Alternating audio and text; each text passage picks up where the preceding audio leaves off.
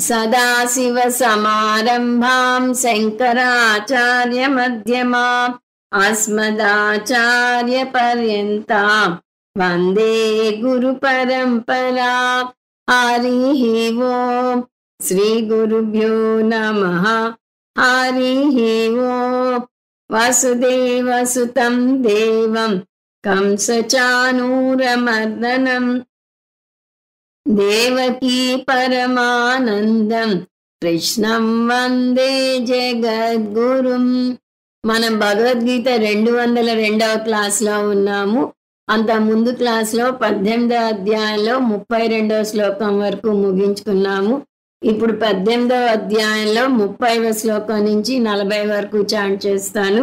ప్రవృత్తించ నివృత్తించ కార్యాకార్యే భయాభయే బంధం మోక్షం చ యా వేత్తి బుద్ధిः సా పార్థ సాత్వికీ యయా ధర్మమధర్మం చ కార్యం చ కార్యమేవ చ అయథావత్ ప్రజానాతి బుద్ధిः సా పార్థ రాజసీ అధర్మం ధర్మమితి యా మన్యతే తమసా వృతా సర్వార్థాన్ విపరీతాంశ్చ బుద్ధిः సా పార్థ తామసీ ధృత్యాయయా ధారయతే మనః ప్రాణేంద్రియ ప్రియాః యోగేనా వ్యభిచారిణ్యా ధృతి సా పార్థ సాత్వికీ యయా తు ధర్మ కామార్థాన్ ధృత్యా ధారయతే అర్జున ప్రసంగేన ఫలాకాంక్షి ధృతి సా పార్థ రాజసీ యయా స్వప్నం భయం శోకం విషాదం మదమేవ చ న విముంచతి దుర్మేధా ధృతి సా పార్థ తామసీ సుఖం త్విదానీం త్రివిధం శృణు మే భరతర్షభ అభ్యాసాద్రమతే యత్ర దుఃఖాంతం చ నిగచ్చతి యత్తదగ్రే విషమివ పరిణామే మృతోపమం తత్సుఖం సాత్వికం ప్రోక్తం ఆత్మబుద్ధి ప్రసాదజం విషయేంద్రియ సంయోగాత్ యత్తదగ్రే మృతోపమం పరిణామే విషమివ తత్సుఖం రాజసం స్మృతం యదగ్రే చానుబంధే చ సుఖం మోహనమాత్మనః నిద్రాలస్య ప్రమాదోత్థం తత్తామసముదాహృతం న తదస్తి పృథివ్యాం వా దివి దేవేషు వా పునః సత్వం ప్రకృతిజైర్ముక్తం యదేభిః స్యాత్ త్రిభిర్గుణైః. 18వ అధ్యాయాన్ని ప్రధానంగా 5 అంశాలుగా విభజించవచ్చు అని చూస్తూ వస్తున్నాం.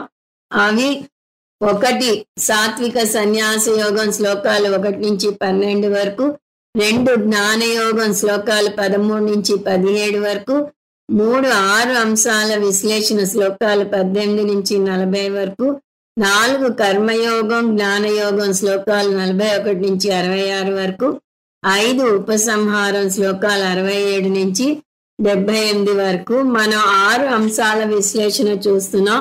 అందులో 4 అంశాలు ముగించుకున్నాం. కృష్ణ పరమాత్మ ముందు 3 అంశాల గురించి చెప్తాను అని చెప్పాక ఆ 3ంటిని వివరించాక ఇంకో 2 అంశాలని 29వ శ్లోకంలో ప్రవేశపెట్టాడు. మొదటి 3 అంశాలు జ్ఞానం, కర్మ, కర్త. 29లో ప్రవేశపెట్టినవి బుద్ధి, ధృతి. ముందు 29వ శ్లోకం చూద్దాం. బుద్ధేర్భేదం ధృతేశ్చైవ గుణతస్త్రివిధం శృణు ప్రోచ్యమానాం అశేషేణ పృథక్త్వేన ధనంజయ. ఈ శ్లోకంలో కృష్ణ పరమాత్మ ఇంకో 2 అంశాలను ప్రవేశపెడుతున్నాడు. అవి 3 రకాల బుద్ధి, 3 రకాల ధృతి. బుద్ధేర్భేదం, బుద్ధిలో 3 రకాలు చెప్తాను అన్నాడు. దేని ప్రకారం? గుణత త్రివిధం, అంటే వాటి గుణాన్ని బట్టి మూడుగా విభజించవచ్చు అన్నాడు. అంటే అవి సాత్విక బుద్ధి, రాజసిక బుద్ధి, తామసిక బుద్ధుల గురించి చెప్పబోతున్నాడు. అంతేకాదు ధృతేశ్చైవ, ధృతేహే చ ఏవ, ధృతి గురించి కూడా చెబుతాను అన్నాడు. ధృతి అంటే మొక్కవోని పట్టుదల. ధృతేశ్చైవ గుణతస్త్రివిధం శృణు, ఎలా బుద్ధి గురించి 3 రకాల బుద్ధి గురించి చూస్తావో అలా ధృతికి కూడా 3 రకాల ధృతి గురించి చెప్తాను, వాటి గురించి విను. ప్రోచ్యమానాం అశేషేణ, ఈ 6 విషయాలు నా చేత చెప్పబడతాయి. 6 విషయాలంటే 3 రకాల బుద్ధి, 3 రకాల ధృతి. ఎలా చెప్పబడతాయి? అశేషేణ అంటే పూర్తిగా. అంటే కృష్ణ పరమాత్మ కొంచెం చెప్పి మిగతాది నువ్వు అర్థం చేసుకో అనుకోవటం లేదు. 6 అంశాలను నేనే స్పష్టంగా అర్థమయ్యేలా చెప్తాను అన్నాడు. పృథత్వేన ధనంజయ, చాలా స్పష్టంగా వాటి గురించి విడివిడిగా చెప్తాను. నీ పనల్లా నువ్వు నీ మనసును, నీ చెవులను నాకు అప్పగించు చాలు అని దాని అర్థం. ఇప్పుడు 30, 31, 32లో 3 రకాల బుద్ధి చూసామంత ముందు క్లాస్లో. అందువల్ల ఆ శ్లోకాల అర్థాలు మాత్రం చూద్దాము. 30వ శ్లోకంలో సాత్విక బుద్ధి గురించి వస్తుంది. యావేత్తి, ఏ బుద్ధిగా అయితే కింది అంశాలు స్పష్టంగా తెలుస్తాయో చెప్పబోయే అంశాలు, సా బుద్ధి సాత్వికి, ఆ బుద్ధిని సాత్విక బుద్ధి అంటారు అని చెప్తున్నాడు. ఏమిటవి? ప్రవృత్తించ, మామూలుగా ప్రవృత్తి నివృత్తి అంటే కర్మలకి వాడతారు. అది ఇష్టం ఉన్న దాన్ని పొందడానికి చేసే కర్మ, ఇష్టం లేని దాని నుంచి దూరంగా పారిపోవడానికి చేసే కర్మ. కానీ ఇక్కడ ప్రవృత్తి అంటే కర్మ మార్గం, నివృత్తి అంటే జ్ఞాన మార్గం అని చూసాం. అంటే కర్మ పరిధి ఎంతవరకు ఉందో అతనికి తెలుసు, కర్మ వల్ల ఏం సాధించాలో తెలుసు. అలాగే నివృత్తి అంటే జ్ఞాన మార్గం గురించి తెలుసు. జ్ఞాన మార్గానికి వస్తే సంసారం నుంచి ముక్తి పొందుతాడు అని తెలుసు. తర్వాత కార్యాకార్యే, కర్మ మార్గంలో కూడా కర్మను ఎలా చేయాలో తెలుసు అని చూసాం. అంటే ఏ కర్మను ఎలా చేయాలి అంటే కర్మను కర్మయోగంగా ఎలా మలుచుకోవాలో తెలుసు. అదే సకామ కర్మగా చేస్తే లౌకిక విజయాలు వస్తుంది, కానీ ఆధ్యాత్మిక ఎదుగుదలకి అడ్డం పడుతుంది అని అతనికి తెలుసు. అలాగే భయే, భయ అంటే భయం, అభయం అంటే భద్రతనిచ్చే వస్తువు. ఏది భద్రతనిస్తుంది, ఏది అభద్రతను కలగజేస్తుంది అనే విషయం కూడా ఇతనికి స్పష్టంగా తెలుసు. ఏది అభయాన్ని ఇస్తుంది, దేనికి భద్రత ఉందో అదే మీకు భద్రతనిస్తుంది. అదేమిటి? వేదాంత పరంగా అయితే బ్రహ్మ అంటాం, భక్తి పరంగా అయితే భగవంతుడు అంటాం. భగవంతుడో బ్రహ్మో తప్ప వేరే ఎంత వెతికి చూసినా ఎవరు భద్రత ఇవ్వలేరు అని అర్థం చేసుకుంటాడు. బంధం మోక్షంచ, బంధం గురించి మోక్షం గురించి కూడా స్పష్టమైన అవగాహన ఉంటుంది. ఏది బంధహేతు, ఏది ముక్తిదాయకం, ఇవి సాత్విక బుద్ధి ఉన్న వ్యక్తి గ్రహిస్తాడు. ఇవన్నీ తెలిసిన వ్యక్తిని సాత్విక బుద్ధి ఉన్నట్టు తెలుసుకో అర్జున అని 30వ శ్లోకంలో అన్నాడు. ఇప్పుడు 31వ శ్లోకంలో రాజసిక బుద్ధి ఉన్న వ్యక్తి గురించి చూస్తాం. యయా ధర్మం అధర్మంచ, అతనికి ధర్మానికి అధర్మానికి మధ్య ఉన్న సూక్ష్మ భేదం తెలియదు. అంటే శాస్త్రం దేని ధర్మం అంది, దేని అధర్మం అంది తెలియదు. అలాగే కార్యంచ అకార్యమేవచ, లౌకిక కర్మలు చేయాలా వద్దా కూడా తెలియదు. ధర్మం అధర్మం శాస్త్రపరంగా విధి నిషేధాలు, కార్యం అకార్యం ఇంగిత జ్ఞానం చూపే విధి నిషేధాలు, అవి అతనికి స్పష్టంగా తెలియదు. అయథావత్ ప్రజానాతి, అందువల్ల అతనిది అసంపూర్ణమైన సగం తెలిసిన జ్ఞానం. సా బుద్ధి పాత రాజసి, అటువంటి బుద్ధి ఉన్న వ్యక్తిది రాజసిక బుద్ధి అన్నాడు కృష్ణ పరమాత్మ. 32లో అధర్మం ధర్మమితియా మన్యతే, అతనికి అధర్మమేదో ధర్మమేదో తెలియకపోగా అధర్మాన్ని ధర్మం అనుకుంటాడు. ఎందువల్లంటే అతను పూర్తిగా అజ్ఞానంలో ఉన్నాడు. తమసావృత, అతని తమో గుణం కప్పటం వల్ల అజ్ఞానంలో ఉన్నాడు. పోనీలే పొరపాటు పడ్డాడని అలాంటి వ్యక్తిని వదిలేయటానికి వీల్లేదు. ఎందుకంటే అతను ఇంకో నలుగురిని తన మార్గంలోకి నడిపించడానికి చూస్తాడు. సర్వార్థాన్ విపరీతాంశ్చ, ప్రపంచంలో ఉన్న అన్ని విషయాలని విపరీతంగా ఆలోచిస్తాడు. అంటే దేన్ని ఉన్నది ఉన్నట్టు అర్థం చేసుకోడు, అన్నిటికీ వ్యతిరేక ఆలోచనలు పులిమి దాన్ని చూస్తాడు. ముండకోపనిషత్తులో ఇలాంటి వారి గురించి ఇలా చెప్తుంది. He who knows not but things he knows is silly cannot teach him. అంటే అతనికి తెలియదు కానీ అతనికి తెలుసని అనుకుంటాడు. అటువంటి వ్యక్తి మూఢుడు, అతనికి మనం నేర్పించలేము. అతనే తెలివైన వాడు అనుకుంటే అతను మనం ఏం నేర్పించగలం? అటువంటి బుద్ధిని సా బుద్ధి పాత్ర తామసి అన్నాడు కృష్ణ పరమాత్మ. సో ఇప్పుడు ఈ 3 రకాలని మనం కింద నుంచి పైకి చూస్తే, తామసిక బుద్ధిలో ధర్మాధర్మాలు కార్యకార్యాల గురించి విచక్షణ అసలు లేకపోయినా అంతా నాకే తెలుసు అనుకునే బుద్ధి. 31లో రాజసిక బుద్ధి, ధర్మాధర్మాలు కార్యకార్యాల గురించిన పూర్తి జ్ఞానం లేని బుద్ధి. అంటే కొంత తెలుసు, కొంత అయోమయం ఉంది. 30లో సాత్విక బుద్ధి, ధర్మాధర్మాలు కార్యకార్యాలు భయాభయాలు బంధమోక్షాల గురించిన విచక్షణ ఉన్న బుద్ధి. అంటే గ్రాడ్యువల్ డెవలప్మెంట్. మీరు గమనిస్తే అసలేమీ తెలీదు తామసిక బుద్ధి ఉన్న వ్యక్తికి, తెలిసి తెలియని మిడిమిడి జ్ఞానం ఉంది రాజసిక బుద్ధికి, అన్నీ బాగా తెలిసిన జ్ఞానం ఉంది సాత్విక బుద్ధికి. ఇక్కడితో బుద్ధి గురించిన విశ్లేషణ అయిపోయింది. ఇంతవరకు మనం ముందు క్లాస్లో చూసాం. ఇప్పుడు 33 నుంచి 3 రకాల ధృతి గురించి చెప్తున్నాడు కృష్ణ పరమాత్మ. ముందు 33 చూద్దాం. ధృత్యాయయా ధారయతే మన ప్రాణేంద్రియ క్రియాః యోగేనా వ్యభిచారిణ్యా ధృతి సా పార్థ సాత్వికీ. 33, 34, 35లో 3 రకాల ధృతి గురించి చూస్తాం. ధృతి అంటే పట్టుదల. దాని గురించి ముందు కొంత ఉపోద్ఘాతం కూడా చూద్దాము. ఆధ్యాత్మిక ఉన్నతి పొందాలి అంటే విచక్షణా శక్తి ఉన్న బుద్ధి ఒకటి ఉంటే చాలదు, పట్టుదల కూడా దానికి తోడవాలి. దాన్నే విల్ పవర్ అంటారు ఇంగ్లీష్లో. ఇక్కడ కృష్ణ పరమాత్మ విల్ పవర్ గురించి బోధిస్తున్నాడు కాబట్టి దీన్ని బట్టి మనిషికి ఫ్రీ విల్ ఉంది అని తేటతెల్లం అవుతున్నది. సందర్భం వచ్చినప్పుడల్లా మనం భగవద్గీతలోనే ఫ్రీ విల్లా ఫేటా అనే విషయం మీద చాలా చర్చలు చేశాం. పూర్తిగా ఫ్రీ విల్ని నమ్మితే జరిగే అనర్థం ఏమిటి, పూర్తిగా ఫేట్ని నమ్మితే జరిగే అనర్థం ఏమిటి చూసాం. ఇక్కడ కూడా కొంత మేరకు ఫ్రీ విల్ గురించి చూద్దాం. మన భవిష్యత్తుని ఏది నిర్ణయిస్తుంది అంటే భిన్నాభిప్రాయాలు ఉన్నాయి. శాస్త్రం చెప్పేది రెండూ నిర్ణయిస్తాయి. ఒక సందర్భంలో ఫ్రీ విల్ ఎక్కువ పనిచేసినట్టు కనిపిస్తుంది, ఇంకో సందర్భంలో ఫేట్ పనిచేసినట్టు కనిపిస్తుంది. కానీ మన జీవితం ఈ రెండింటి మేలు కలయికగా కొనసాగుతుంది అనే విషయం గ్రహించాలి. కొంతమంది బ్రహ్మదేవుడు మనని కిందికి పంపినప్పుడే మన విధిరాత రాసేసి పంపాడు, మనం ఏం చేయలేము అని అంటారు. పైగా మన శాస్త్రం ఇలాంటి లలాట లిఖితాన్ని బోధిస్తోంది అనే అపప్రద కూడా ఉంది. కానీ నిజానికి విధి అంటే బ్రహ్మదేవుడు రాసింది కాదు, మనమే రాసుకున్న మన తలరాత.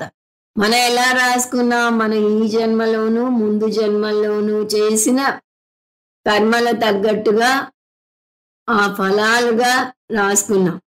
అందువల్ల పూర్తిగా విధిని తోసిపూచలేము. విధి పాత్ర కూడా ఉంది, కానీ విధి పాత్ర మాత్రమే లేదని ఈ శ్లోకాల ద్వారా అర్థం చేసుకోవాలి.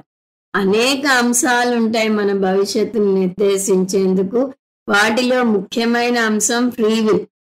మన వర్తమానం గతంలో మనం జరిపిన జీవితం వల్ల ఏర్పడింది అంటే ఇట్ గోస్ వితౌట్ సేయింగ్ మన భవిష్యత్తుని వర్తమానంలో మనం చేసే మంచి పనుల ద్వారా తీర్చిదిద్దుకోవచ్చు.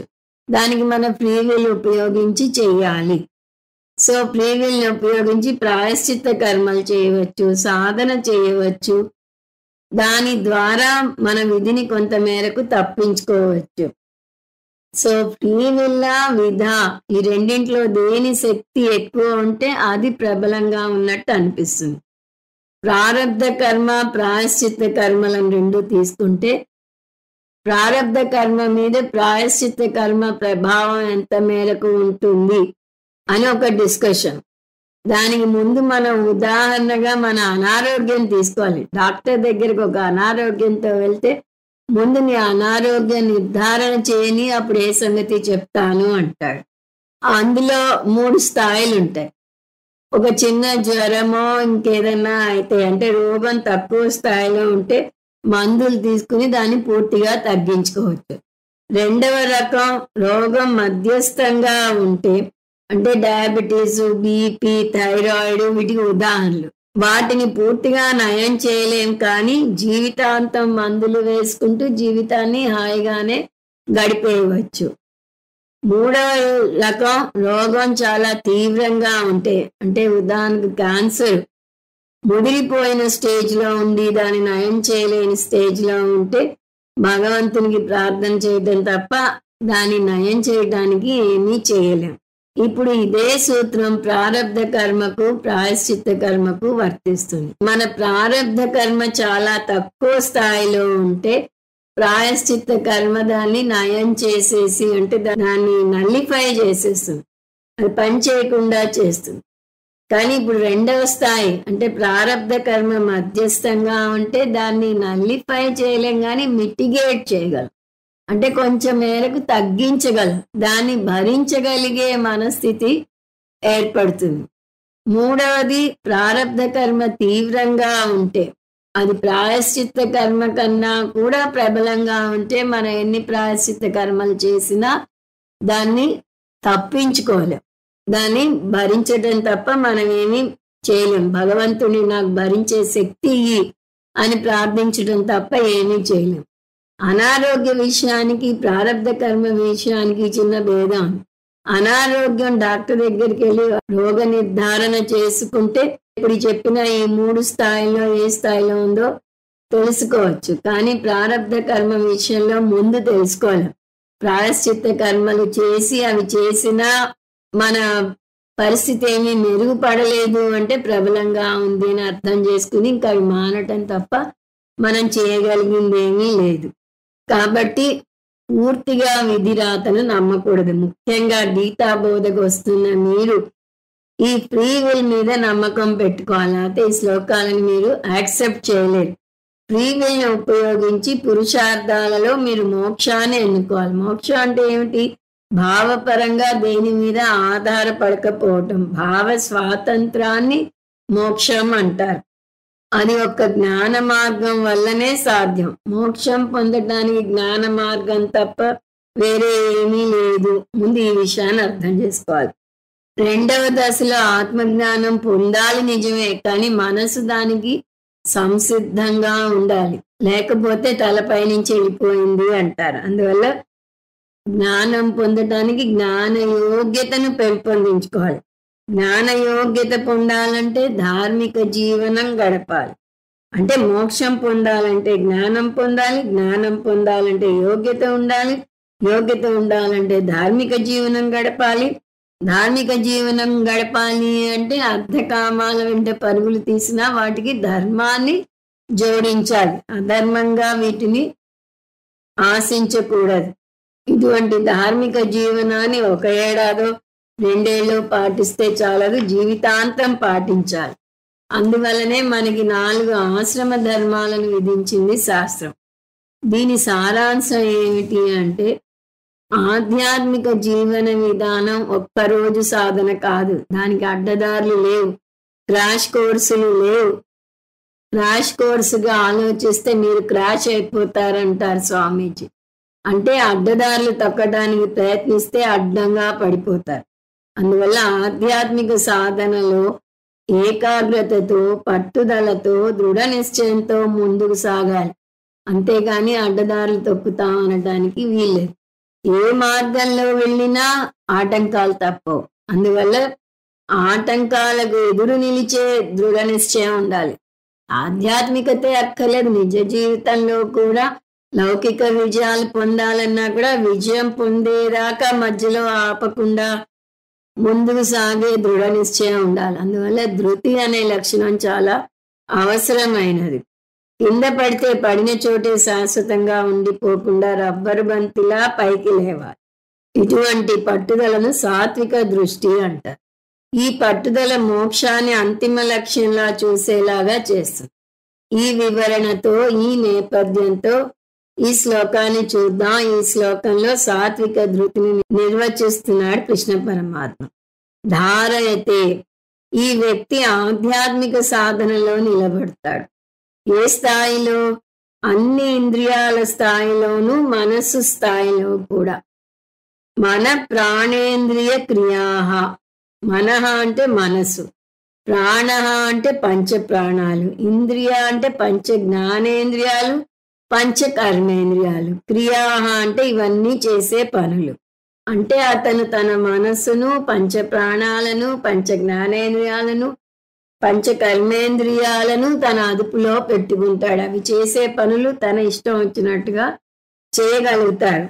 ఎందువలనంటే మనం ఏ పని చేసినా దాని ప్రభావం మనసు మీద పడుతుంది.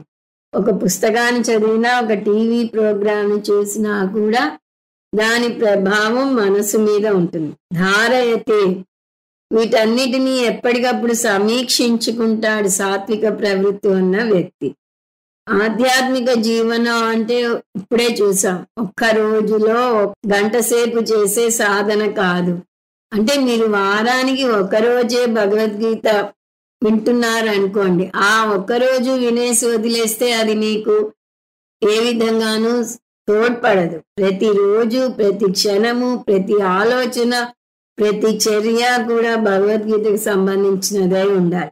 ఆధ్యాత్మిక జీవనాన్ని పెంపొందించేదిగా ఉండాలి. ఆధ్యాత్మిక జీవనం అంటే ఆషామాషిగా తీసుకునేది కాదు. కాలక్షేపం పడ్డాని అసలే కాదు.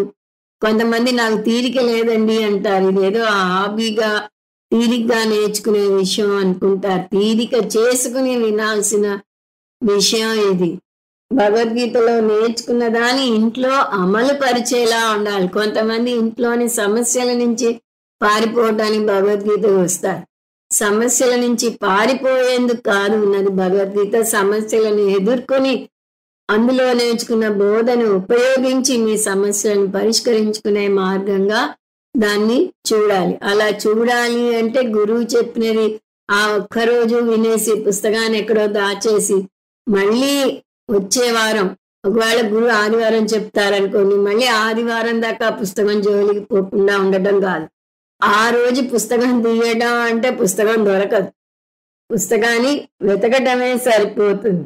అందువల్ల అలా కాకుండా కనీసం ఆ వారం అంతా ముందు ఆదివారం గురువు ఏం చెప్పాడో దాన్ని నెమరు వేసుకుంటూ ఉండాలి. మననం అంటారు. గురువు దగ్గర వినడం శ్రవణం అయితే, మీరు నెమరు వేసుకోవడం మననం అవుతుంది. అందువల్ల మీరు ఎప్పటికప్పుడు మీ ఇంద్రియాలు ఏం చేస్తున్నాయి, మీ పంచప్రాణాలు ఏం చేస్తున్నాయి సమీక్షించుకోవాలి. మనం సమీక్షలు బాగానే చేయగలం, కానీ వచ్చిన చిక్కేమిటి, మన గురించి చేసుకోం, ఎదుటి వారి గురించి చేస్తాం. ఎదుటివారు ఎంత ముందుకు వెళ్తున్నారు, ఎంత వెనకబడి ఉన్నారో చెప్పగలం. వారు భగవద్గీత నేర్చుకుంటున్నారు అంటే ఇంకా వారిని శయ్య పరీక్ష చేస్తాం. వారికి కొంచెం కోపం వచ్చినా నువ్వు భగవద్గీత నేర్చుకుంటున్నావు, ఇంతేనా నువ్వు నేర్చుకున్నది అని ఎదురు విమర్శిస్తాం. మనం కూడా నేర్చుకుంటే ఆ మాట ఎవరన్నా మననంటే మనం తట్టుకోలేం. అందువల్ల ఈ సమీక్ష ఎదుటి వారిని చేయకూడదు, మనని మనం చేసుకోవాలి. అంటే ఆత్మ విమర్శ చేసుకోవాలి. పూజ్య స్వామీజీ అంటారు, చాలా మంది ఒంటరిగా ఉండటానికి ఇష్టపడరు. దానికి కారణం ఏమిటి అంటే వారిని వారు పరీక్షించుకునే ధైర్యం వాళ్ళకి లేదు. ఆత్మవిమర్శ వారికి వారు చేసుకునే ధైర్యం లేదు. వారిలో ఉన్న నెగటివ్ ఆలోచనలను వారు ముఖాముఖి ఎదుర్కొనే సాహసం వాళ్ళకి లేదు. అందువల్ల ఎంతసేపు పని పని లేకపోతే సందడి సందడి అని వెళ్ళిపోతూ ఉంటారంటారు.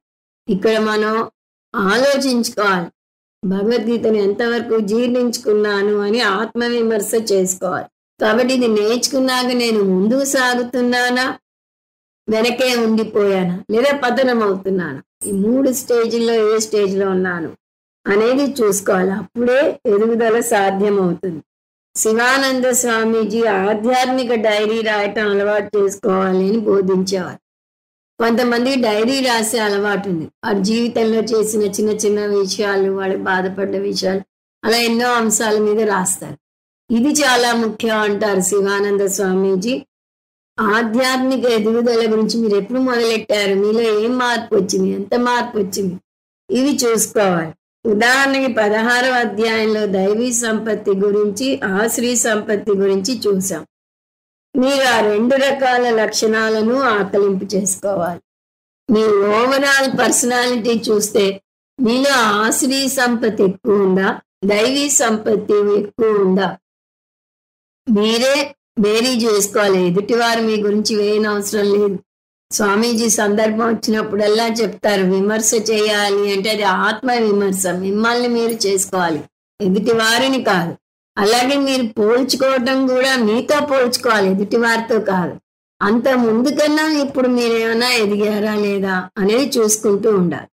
తర్వాత మీలో కొట్టొచ్చినట్టు మీకు ఏమైనా బలహీనత కనిపించిందా అనేది చూడాలి.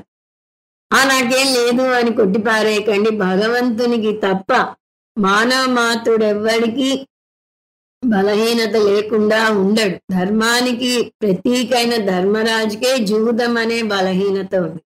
అలా ప్రతి వారికి ఒక బలహీనత ఉంటుంది. ఫ్లా అని ఇంగ్లీష్ లిటరేచర్లో చెప్తారు. దానివల్ల అతను పతనమైన స్టోరీస్ వస్తూ ఉంటాయి. కాబట్టి ఎవరు పరిపూర్ణుడు కాదు, అది శుభవార్తగా తీసుకోవాలి.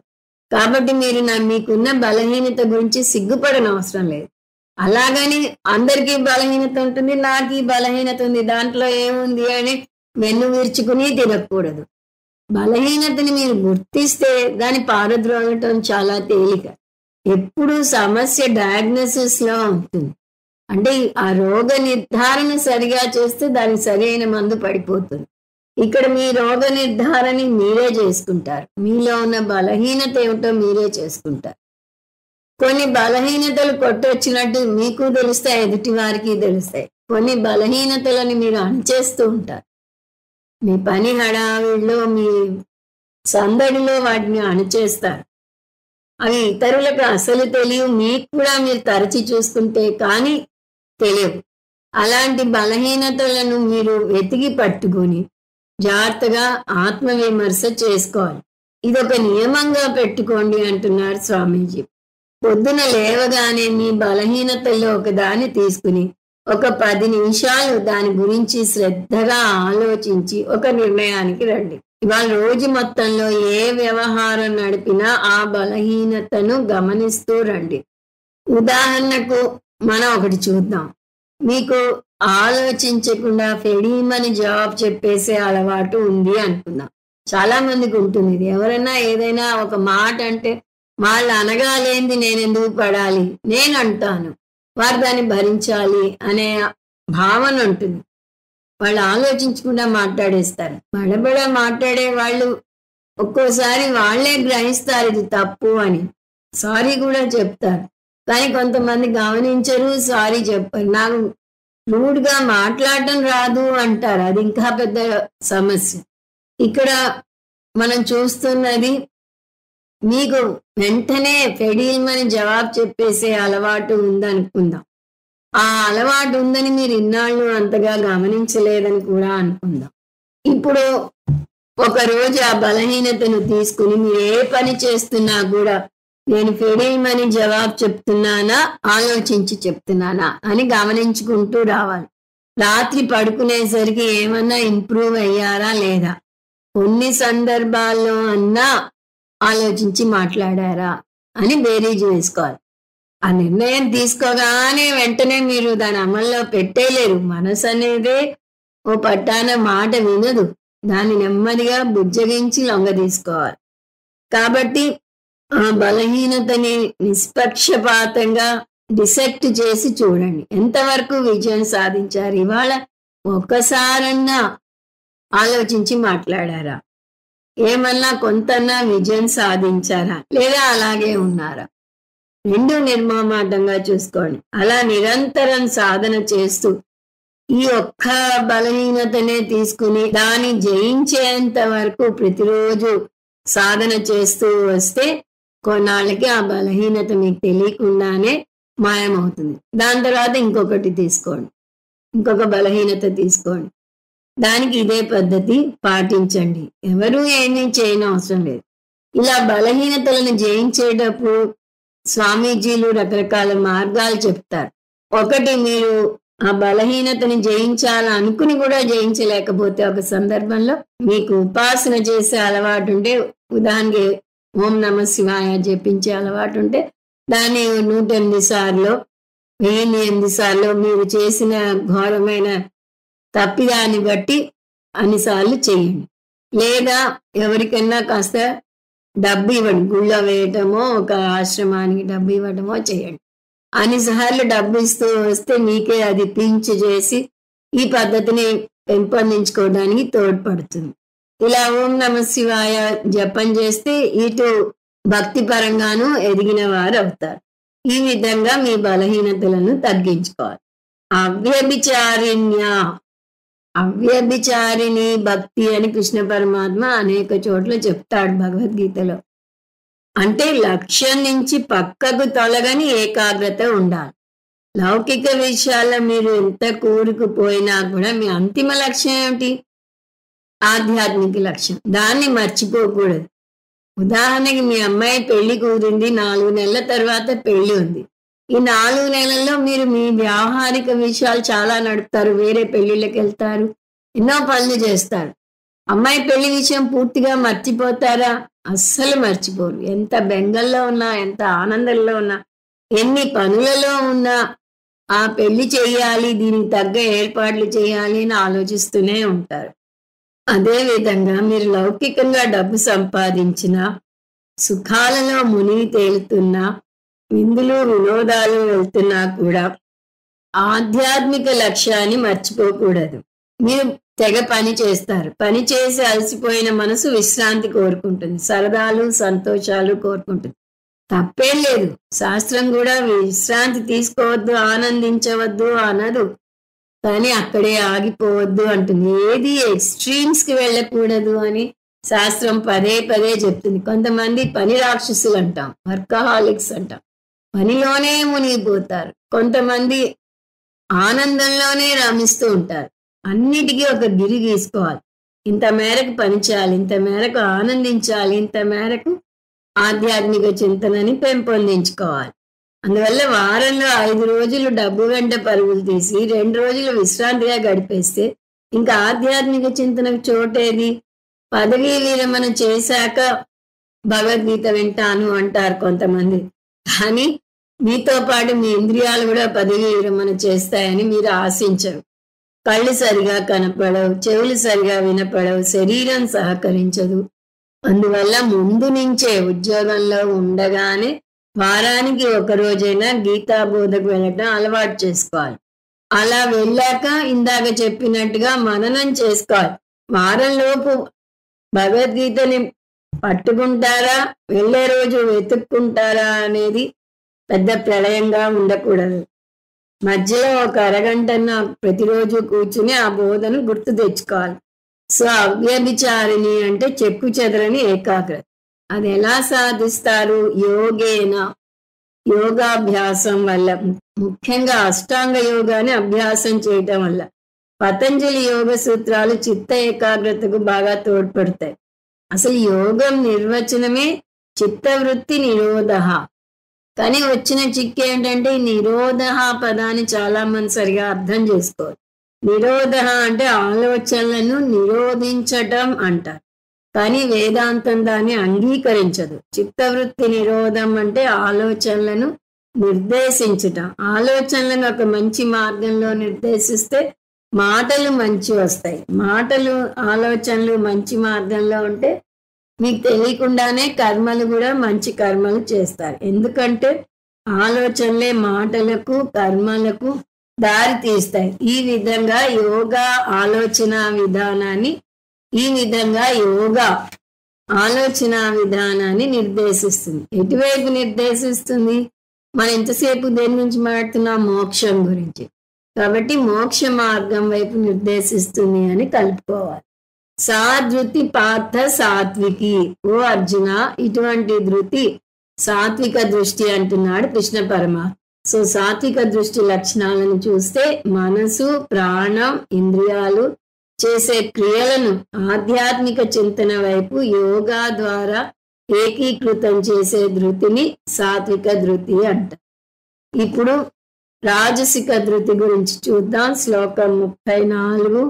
యయాతు ధర్మ కామార్థాన్ ధృత్యాధారయతేర్జున ప్రసంగేన ఫలాకాంక్షి ధృతి సా పార్థ రాజసి. సో రాజసిక ప్రవృత్తి ఉన్న వ్యక్తికి కూడా పట్టుదల ఉంటుంది. ఇక్కడ ధృతి అంటున్నాం కదా, పట్టుదల. ముగ్గురికి పట్టుదల ఉంటుంది. దేని మీద పట్టుదల ఉంది అనే విషయం మారుతూ ఉంటుంది. ఇక్కడ రాజసిక ధృతి ఉన్న వ్యక్తి లౌకిక విజయాల మీద పట్టుదలని పెంచుకుంటాడు.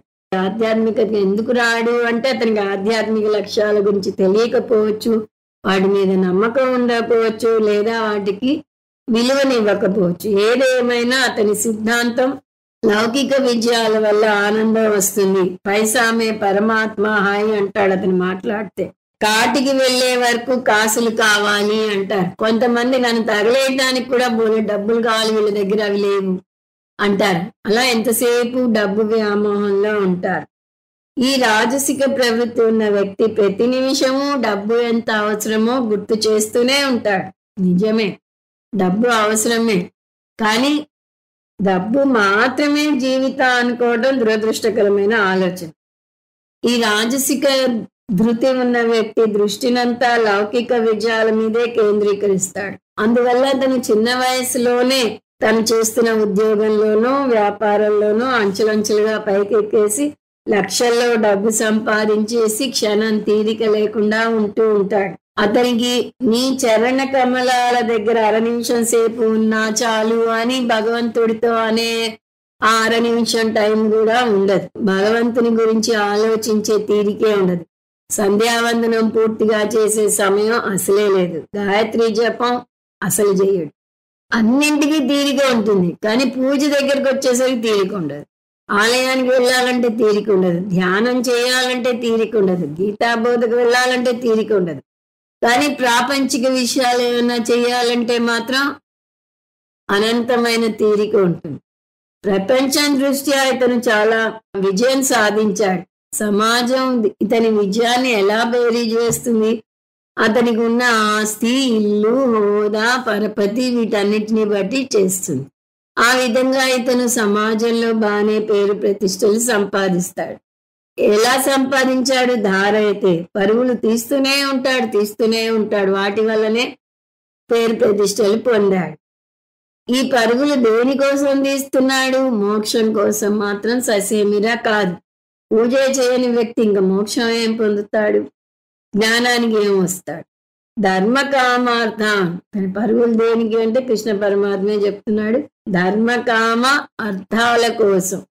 అంటే ధనం ఎంత ఉన్నా చాలదు. 5 తరాలు కూర్చుని తిన్నా తరగనంత ఆస్తిని పోగేస్తాడు. ఇంకా ఏదో తృష్ణ, ఇంకా ఏదో సంపాదించాలి, ఇంకా సెలవులకి ఊళ్ళు వెళ్ళాలి అనే తపన. అది కూడా ఊటీ, కొడైకెనాల్ ఆనం, స్విట్జర్లాండ్కో ప్రపంచ యాత్రకో వెళ్ళాలి. ఓహో, అతను హాలిడేకి ఫారిన్ వెళ్ళొచ్చాడు అనే మెప్పు పొందాలి. ధర్మం అంటే పుణ్యం. కొన్ని దైవ కార్యాలు కూడా చేస్తాడు, అసలు చేయకుండా ఉండడు. కానీ అతను పొందే పుణ్యం కూడా లౌకిక విజయాలకే కోరుకుంటాడు. పైగా ఏదైనా పుణ్యం చేసినా డాబు దర్భంతో చేస్తాడు. తన పేరు ముందు పేజీలో రావాలి అని కోరటం వల్ల చేస్తాడు. కాబట్టి అతను ధర్మపరంగా పనులు చేసినా అతని పుణ్యం మాత్రం లౌకిక విజయాలకే చెందుతుంది. పుణ్యం 2 రకాలుగా వస్తుంది. నిష్కామ కర్మ చేస్తే పుణ్యం చిత్తశుద్ధిని, గురు ప్రాప్తిని, శ్రవణ ప్రాప్తిని, మోక్ష ప్రాప్తిని కలగజేస్తుంది. సాత్విక ప్రవృత్తి ఉన్న వ్యక్తి ఇటువంటి పుణ్యాన్ని కోరుకుంటాడు. కానీ ఇక్కడ మనం చూస్తున్నది రాజసిక ప్రవృత్తి ఉన్న వ్యక్తి గురించి. ఇతను సకామ కర్మ చేస్తాడు, నిష్కామ కర్మ చేయడు. అంటే అతని ఇహలోక సుఖాలు లేదా పరలోక సుఖాలనే కోరుకుంటాడు. అందువల్ల ఇక్కడ ధర్మం అంటే లౌకిక పుణ్యంగా తీసుకోవాలి. అతను అర్ధకామాల వెంటే పరుగులు తీస్తాడు. అది కూడా ఎలా? ప్రసంగేన. ప్రసంగం అంటే మనం ఇచ్చే ప్రసంగాలు కాదు, ప్రా అంటే తీవ్రమైన, సంగ అంటే బంధం. అంటే ప్రసంగం అంటే తీవ్రమైన కోరికతో చేస్తాడు. ఎందుకంటే అతను ఒక హోదాలో నిలబడితేనే సమాజం అతన్ని గౌరవిస్తుంది అని అతనికి తెలుసు. అతనికి కావాల్సింది ఆ గౌరవ మర్యాదలే. ఎప్పుడైతే తనకి ఆ హోదా పోతుందో ఆ గౌరవం పోతుంది. స్థానభ్రష్ట న శోభంతే దంతః కేశః నఖః నరః. 4 అంశాలు వాటి స్థానభ్రంశం పొందితే వాటికి విలువ ఉండదు అని ఈ లైన్ అర్థం. ఏమిటవి? ముందు దంతాలు. దంతాలు మీ నోటిలో ఉన్నంత వరకు వాటికి కావాల్సిన సేవలన్నీ చేస్తారు. అవసరమైతే డాక్టర్ దగ్గరికి వెళ్ళి ఏ రూట్ కెనాల్ ట్రీట్మెంట్ చేయించుకుంటారు. దంత వైద్యం చాలా ఖరీదైనది కూడా. కానీ ఒకసారి పన్ను కింద పడితే దాన్ని ముట్టుకోరు. స్నానం కూడా చేయాలి. అదే నోట్లో ఉంటే దానికి ఎంతో విలువ. రెండవది కేశః. జుట్టు విషయం కూడా అంతే. మీ నెత్తి మీద జుట్టు ఉన్నంత వరకు దాన్ని బాగా పోషిస్తారు. నూనెలు, షాంపూలు అని వాడతారు. కానీ రాలి కింద పడ్డ జుట్టుని చేత్తో కూడా ముట్టుకోవడానికి ఇష్టపడరు. నఖః గోరు చేతికి ఉన్నంత వరకు ఎంతో శోభగా ఉంటుంది. కానీ ఆ గోరు ఊడి కింద పడితే దాన్ని తొక్కకూడదు అని కూడా అంటారు. నరః. మనిషి కూడా అంతే. ముఖ్యంగా గవర్నమెంట్ ఉద్యోగంలో ఉన్న వాళ్ళకి ఈ బాధ తెలుస్తుంది. అందువలనే ఒక సామెత ఉంది, ఉద్యోగానంతరము చూడవలెనమ్మ ఆయ సౌభాగ్యము.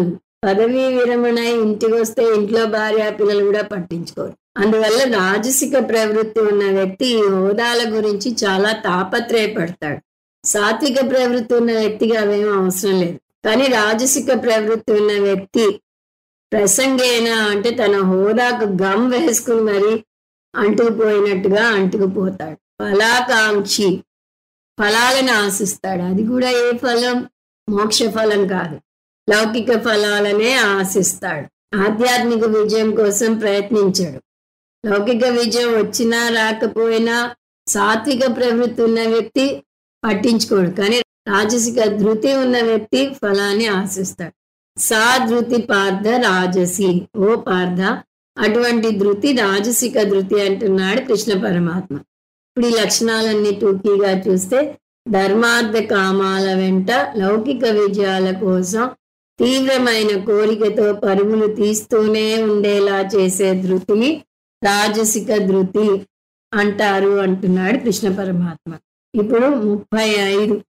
యయా స్వప్నం భయం శోకం విషాదం మదమేవ చ న విముంచతి దుర్మేధా ధృతి సా పార్థ తామసి. ఈ శ్లోకంలో తామసిక ధృతిని వర్ణిస్తున్నాడు కృష్ణ పరమాత్మ. తామసిక ధృతి ఉన్న వ్యక్తి కూడా పట్టుదల ఉంటుంది. చెప్పాను కదా, ధృతి అంటే పట్టుదల. ముగ్గురులోనూ పట్టుదల ఉంటుంది. కాకపోతే వేటి మీద అన్న దాంట్లో వారి మధ్య భేదం కనిపిస్తుంది. ఈ పట్టుదల ఎందుకు ఉంటుంది అంటే కర్మ చేయకుండా ఉండటానికి ఉంటుంది. తామసిక వ్యక్తికి కొన్ని విషయాలను చాలా గట్టిగా పట్టు కూర్చుంటాడట. అవేంటో ఇక్కడ చూస్తున్నాం. నా విముంచతి అంటే వదలడు. వేటిని వదలడు? కొన్ని విషయాలు చెప్తున్నాడు కృష్ణ పరమాత్మ. మొట్టమొదటిది స్వప్నం న విముంచతి. స్వప్నం అంటే ఇక్కడ పగటి కళలు. ఎందువలనంటే రాత్రి నిద్రలో వచ్చే కళలు అందరికీ వస్తాయి. అది మీ ప్రమేయం లేదు. ఇవాళ నేను కలగనాలి, లేకపోతే ఇవాళ కలగనకుండా నిశ్చింతగా సౌండ్ స్లీప్ పోవాలి అని అనుకోలేదు. కాబట్టి ఆ కళల గురించి కాదు మాట్లాడుతున్నది. పగటి కళలు అంటాం. కొంతమంది గాలిలో మేడలు కడుతూ ఉంటారంటాం. అలాంటి మనస్తత్వం. పగటి పూట ఏ పని చేయకుండా గాలిలో మేడలు కడుతూ ఉంటాడు. అంటే అతను నిద్రపోతున్నో నిద్ర మత్తులోనో ఉంటాడు. అతనికి 2 అవస్థలే తెలుసు. రాత్రి పడుకుని స్వప్నం కనటం, పగటి కళలు కనటం అంతే.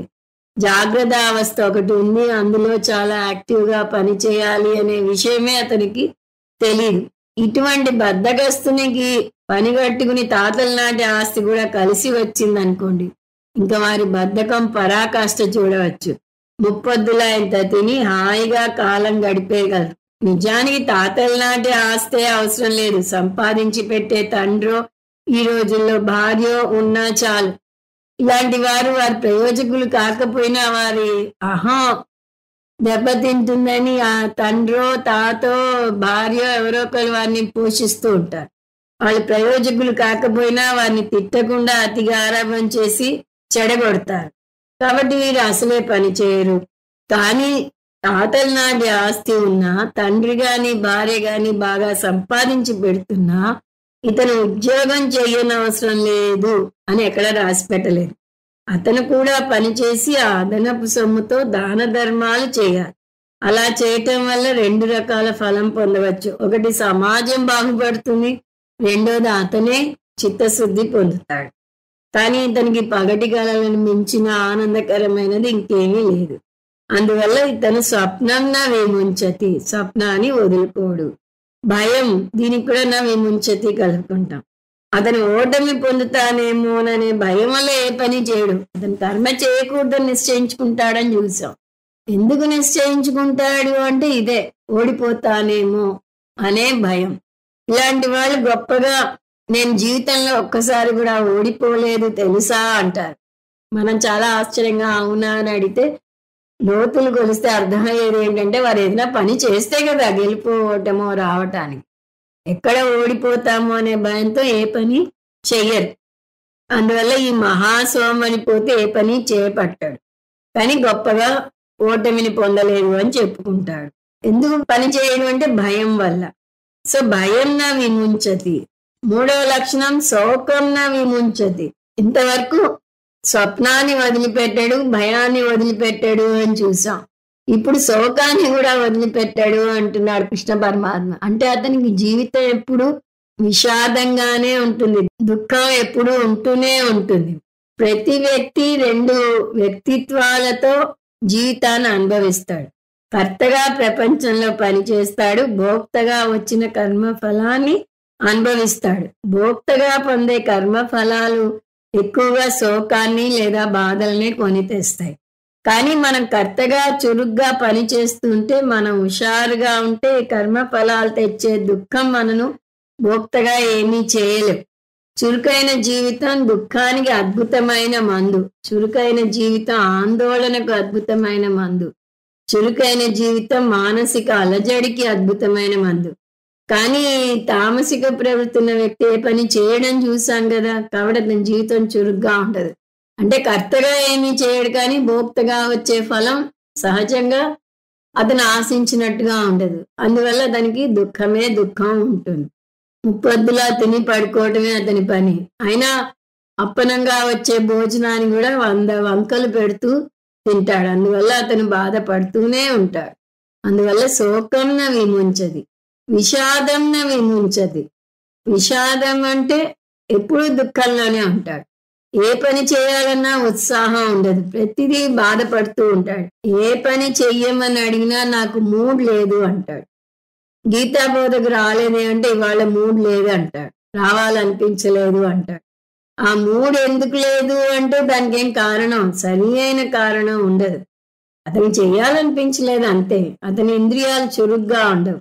దయానంద స్వామీజీ మూడ్ లేని వారిని హాస్యంగా మూడాహ అంటారు.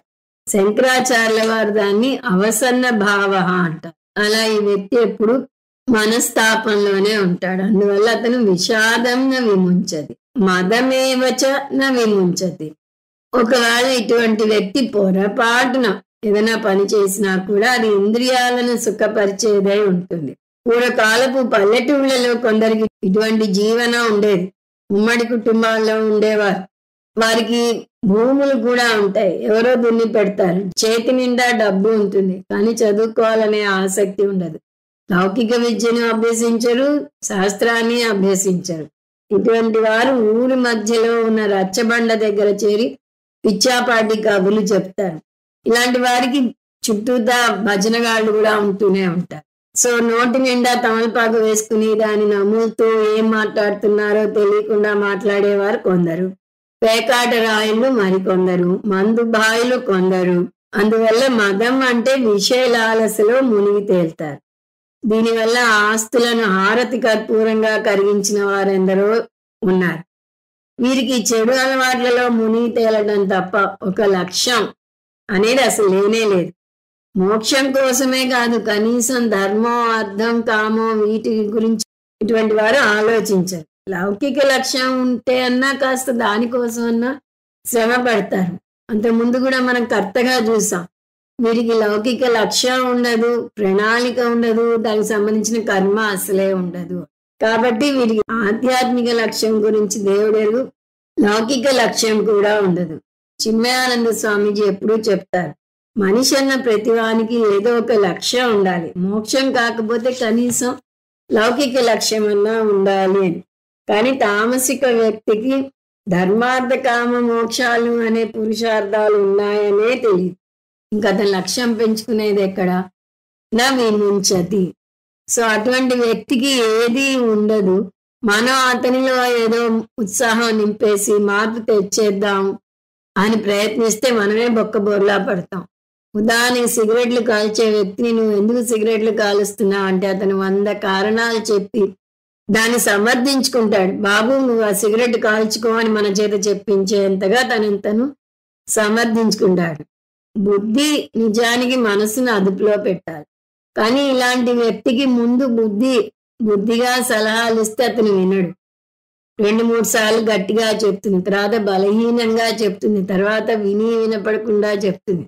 అయినా అతను వినడు. అప్పుడు బుద్ధే మనసుకు బానిస అయిపోతుంది. అణగి దొక్కి చూడు లేదా అణిగిపో అని ఒక సామెత ఉంది. సో బుద్ధి ముందు మనసును అణగదొక్కుదా అని చూస్తుంది. మనసు వినకపోతే ఏం చేస్తుంది? బుద్ధిగా మనసుకి లొంగిపోవడమే కాదు, మనసుని వెనకేసుకొస్తుంది.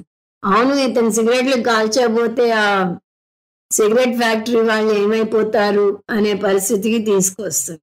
దుర్మేధ, వీరి బుద్ధి చెడుదారి పడుతుంది వీరి మనసుతో చేరి. అటువంటి వారిని మీరు మార్చలేరు సరికదా, వారే మిమ్మల్ని వారి దారిలోకి తిప్పుతారు. ఎందుకు ఇలా 24 గంటలు పేకాట ఆడతావు అంటే, రా నువ్వే ఆ చూడు, నీకే తెలుస్తుంది దీనికి ఎంత బుద్ధి ఉపయోగించాలో అంటారు. పొరపాటున ఆ మాటకు లొంగి ఆడారా మీరు సర్వనాశనం అయిపోయి. వారికి అంత వాక్పటిమ ఉంటుంది. పని చేయకుండా కూర్చుని కబుర్ల రాయిలాగా ఉంటారు కదా, వాక్పటిమ పెరుగుతుంది. సో వారి దుర్బుద్ధి వారినే సమర్థిస్తుంది. వీరి ఫిలాసఫీ చార్వాక దర్శనానికి దగ్గరగా ఉంటుంది. సాత్విక బుద్ధి ఉన్న వ్యక్తికి కూడా జీవితం చాలా చిన్నది, అందులో యవ్వనం ఇంకా చిన్నది అని తెలుసు. తామసిక బుద్ధి ఉన్న వ్యక్తికి ఈ విషయం తెలుసు. కానీ ఎక్కడ భేదం ఉంది? జీవితం చిన్నది, యవ్వనం ఇంకా చిన్నది. కాబట్టి యవ్వనంలో ఉండగానే జీవితాన్ని చక్కదిద్దుకోవాలి అని అతనికి తెలిస్తే, జీవితం చిన్నది, యవ్వనం చిన్నది కాబట్టి అనుభవించాలి, వీలున్నంత వరకు అనుభవించాలి అనే మనస్తత్వం ఇతనిది. ఇటువంటి వ్యక్తిని సాధృతి పార్థ తామసి అంటున్నాడు కృష్ణ పరమాత్మ. ఓ అర్జున, ఇటువంటి ధృతి తామసిక ధృతి అంటున్నాడు కృష్ణ పరమాత్మ. పగటి కలలు కంటూ భయం, శోకం, విషాదం, మదం అనే గుణాలను వదిలిపెట్టకుండా చేసే ధృతిని తామసిక ధృతి అంటారు. ఇక్కడితో 3 రకాల ధృతి గురించి అయిపోయింది. జీవితంలో మనిషి లక్ష్యం ఎలా ఉండాలి? ఈ మూడిట్లో ఏ లక్ష్యం ఉండాలి అంటే డెఫినెట్ గా సాత్విక ధృతి ఉండాలి. అది ఉంటే అతను ఆధ్యాత్మిక రంగంలో విజయాన్ని పొందుతాడు. రాజసిక పట్టుదలలో కూడా అంకిత భావం, దృఢ నిశ్చయం ఉంటుంది, కానీ లక్ష్యం మారుతుంది. ఆధ్యాత్మిక ఎదుగుదలకు వాడకుండా లౌకిక విజయాలకు వాడతాడు. సకామ కర్మ చేస్తే వచ్చే పుణ్యం అతనికి లౌకిక విజయాలను ఇస్తే, నిష్కామ కర్మ చేస్తే వచ్చే పుణ్యం చిత్తశుద్ధి, గురు ప్రాప్తి, జ్ఞాన ప్రాప్తిని కలుగజేస్తుంది. అటువంటి నిష్కామ కర్మను సాత్విక ధృతి ఉన్న వ్యక్తి చేస్తాడు. ఇక్కడ ఒక విషయం గమనిస్తే, మనం రాజసిక ప్రవృత్తిని పూర్తిగా ఖండించటం లేదు. మొదట్లో ఏ సాధకుడైనా కర్మ చేయాలి. కర్మ చేయాలంటే రాజసిక ప్రవృత్తి ఉండాలి. అందువల్ల లౌకిక విజయాలను కోరటంలో తప్పేం లేదు. ఎవరైనా అర్ధకామాల వెంటే పరుగులు తీస్తారు. నిజానికి శాస్త్రమే మొదట్లో అర్ధకామాల వెంటే పరుగులు తీస్తుంది. ఈ కర్మ చెయ్యి, ఈ ఫలం వస్తుంది, ఈ కర్మ చెయ్యి, సుఖం పొందుతావు అని అట్రాక్ట్ చేస్తుంది. అందువల్ల రాజసిక ధృతిని అంటే రాజసిక పట్టుదలను పూర్తిగా నిందించకూడదు. కానీ ఎప్పుడు చెప్పే మాట అక్కడే ఆగిపోకూడదు. రాజసిక ధృతిలో కొన్నాళ్ళు నిలిచాక కాలం గడిచే కొద్దీ దాని నుంచి పైకి ఎదగాలి. సో కర్మటుడుగా మొదలెట్టిన పనిని కర్మయోగంగా మలుచుకోవాలి. డబ్బు సంపాదించాలి, విజయాలు పొందాలి అనే మనస్తత్వం నుంచి ఈశ్వరార్పణ బుద్ధితో కర్మ చేయాలి, ఈశ్వర ప్రసాద బుద్ధితో ఫలాన్ని స్వీకరించాలి. కర్మయోగి కూడా బాగానే సంపాదిస్తాడు, కానీ వాటిని లోకం కోసం ఉపయోగిస్తాడు, అంటే పంచమహాయజ్ఞాలు చేస్తాడు. దయానంద స్వామీజీ ఎప్పుడు అంటారు, you have been a consumer till now, learn to be a contributor from now అంటారు. ఇన్నాళ్ళు సమాజం నుంచి నువ్వు తీసుకున్నావు, ఇప్పుడు సమాజానికి నువ్వు తిరిగి ఇవ్వాలి అని అంటారు. అందువల్ల కర్మయోగిగా సమాజానికి సేవ చేయాలి. సాత్విక వ్యక్తిత్వం ఉన్న వ్యక్తి తనకంటూ ఏమీ దాచుకోడు, ఎందుకంటే అతని బంధించే కోరికలంటూ ఉండవు. సత్వగుణం నుంచి కూడా ఎదగాలి అని ఎందుకంటారు అంటే, సత్వగుణం మితిమీరినా కూడా ప్రమాదమే. అతనికి కోరికలు లేవు కాబట్టి సంపాదన అవసరం లేదనుకుంటాడు. 3 రకాల భిన్న మనస్తత్వాలు ఉంటాయి మనుషుల్లో. ఒకరు ఏమీ సంపాదించరు, తమకంటూ ఏమీ ఉండదు. ఏమీ ఉండదు కాబట్టి దాన ధర్మాలు చేయలేరు. తనే ఎవరి మీదో ఆధారపడతాడు, ఇంకా తనే దాన ధర్మాలు చేస్తాడు. 2వ రకం వ్యక్తి బాగా సంపాదిస్తాడు కానీ పిల్లికి బిచ్చం వేయడు. చాలా ఉంటుంది కానీ దమ్మిడి కూడా రాల్చడు. 3వ రకం వ్యక్తి మాత్రమే బాగా సంపాదిస్తాడు, బాగా సమాజం మేలు కోసం ఖర్చు పెడతాడు. ఇటువంటి దానం చేయాలంటే రాజసిక ధృతి ఉండాలి. అలాగని దానాలు చేస్తూ కూర్చోకూడదు. దాని నుంచి సాత్విక దృష్టికి ఎదగాలి, అంటే జ్ఞానం మోక్షం పొందాలనే తపన ఉండాలి. సో ఈ 3ంటిని ఒకసారి చూస్తే తామసిక ధృతి ఉంటే దాన్ని పోగొట్టుకోవాలి. దాని నుంచి వెంటనే సాత్విక దృష్టికి ఎదగలేరు, మధ్యలో స్టెప్ వేయాలి. అది రాజసిక ధృతిని పొందాలి. లౌకిక విజయాల కోసం పాటుపడి కావాల్సినంత సంపాదించాక, పంచమహాయజ్ఞాలు చేశాక సాత్విక ధృతికి ఎదగాలి. అలా మీ లక్ష్యం తామసిక పట్టుదల నుంచి రాజసిక పట్టుదలకు, రాజసిక పట్టుదల నుంచి సాత్విక పట్టుదలకు రావాలి. ఇక్కడితో 3 రకాల ధృతి గురించిన వివరణ అయిపోయింది. 3 రకాల ధృతి గురించి మళ్ళీ టోకీగా వెనక నుంచి ముందుకు చూస్తే అప్పుడు కింద నుంచి పైకి వెళ్ళినట్టు అవుతుంది. 3 రకాల ధృతి, శ్లోకం 35. ధృతి పేరు తామసిక ధృతి. లక్షణం పగటి కలలు కంటూ భయం, శోకం, విషాదం, మదం అనే గుణాలను వదిలిపెట్టకుండా చేసే ధృతి. 34 శ్లోకం రాజసిక ధృతి. లక్షణం ధర్మార్థ కామాల వెంట లౌకిక విజయాల కోసం తీవ్రమైన కోరికలతో పరుగులు తీస్తూనే ఉండేలా చేసే ధృతి. 3 సాత్విక ధృతి. మనసు, ప్రాణం, ఇంద్రియాలు చేసే క్రియలను ఆధ్యాత్మిక చింతన వైపు యోగా ద్వారా ఏకీకృతం చేసే ధృతి. ఓం తత్సత్. సర్వం శ్రీకృష్ణార్పణమస్తు. ఓం పూర్ణమద పూర్ణమిదం పూర్ణాత్ పూర్ణముదచ్యతే పూర్ణస్య పూర్ణమాదాయ పూర్ణమేవావశిష్యతే. ఓం శాంతి శాంతి శాంతి. హరి ఓం. శ్రీ గురుభ్యో నమః. హరి ఓం.